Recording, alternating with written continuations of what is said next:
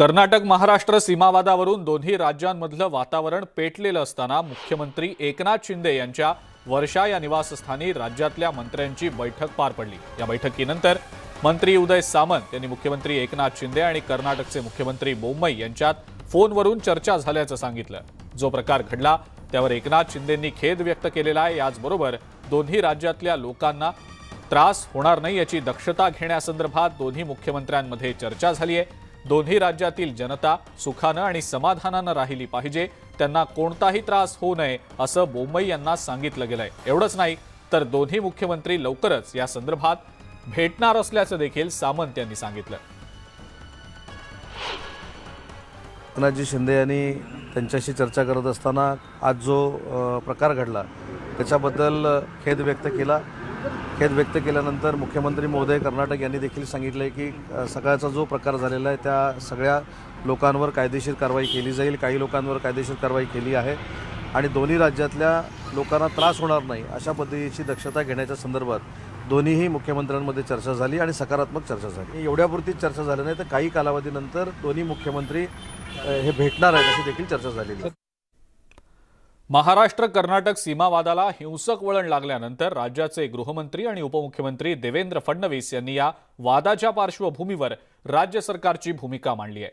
सीमावादावर कर्नाटकच्या मुख्यमंत्र्यांकडे नाराजी व्यक्त केली असून कायदा हातात घेणाऱ्यांवर तात्काळ कारवाई करण्याची मागणी केल्याचं फडणवीस यांनी सांगितलं। तसंच हा विषय केंद्रीय गृहमंत्री अमित शहा यांच्या कानावर घालणार असल्याचं सांगताना शरद पवार यांना बेळगावात जाण्याची गरजच पडणार नाही अशी प्रतिक्रिया पवारांच्या अल्टिमेटमवर फडणवीस यांनी दिली आहे। मी स्वतः कर्नाटकच्या मुख्यमंत्र्यांशी बोललो। मी नाराजी देखील व्यक्त केली, चिंताही व्यक्त केली आणि अपेक्षा व्यक्त केली की ते तात्काळ त्याच्यावर कारवाई केली पाहिजे। कर्नाटकच्या मुख्यमंत्र्यांनी मला ॲश्युअर केलं की तात्काळ त्या ठिकाणी कारवाई केली जाईल आणि जे लोक अशा प्रकारच्या घटना करतायत त्यांच्यावर सरकार कारवाई करेल। आणि त्यांनी हे देखील मला ॲश्युअर केलं की या बाबतीत सरकार कोणालाही पाठिंबा देणार नाही।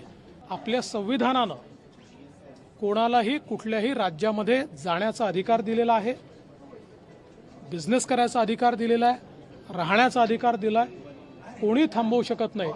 त्यामुळे जर एखाद्या राज्यामध्ये याची पायमल्ली होत असेल तर त्या राज्य सरकारने ते रोखण्याचं काम केलं पाहिजे। आणि जर असं लक्षात आलं की राज्य सरकार रोखत नाही आहे तर निश्चित ते केंद्रापर्यंत घेऊन जावं लागेल। त्यामुळे आत्ता तरी कर्नाटकच्या मुख्यमंत्र्यांनी जे सांगितलं आहे ते घडतंय की नाही मी पाहतोय आणि त्याचसोबत त्या संदर्भातलं सगळी माहिती ही देशाचे गृहमंत्री यांच्यापर्यंत मी पोहोचवणार। मला असं वाटतं आणि कर्नाटक राज्याला देखील माझं सांगणं आहे की सर्वोच्च न्यायालयामध्ये या संदर्भातली सुनावणी चालली असताना कुठलेही चिथावणीखोर वक्तव्य करणं किंवा तिथली परिस्थिती बिघडवणं हे योग्य नाही आहे, ते कायदेशीरही नाही आहे आणि दोन्ही राज्यांच्या हिताचंही नाही आहे।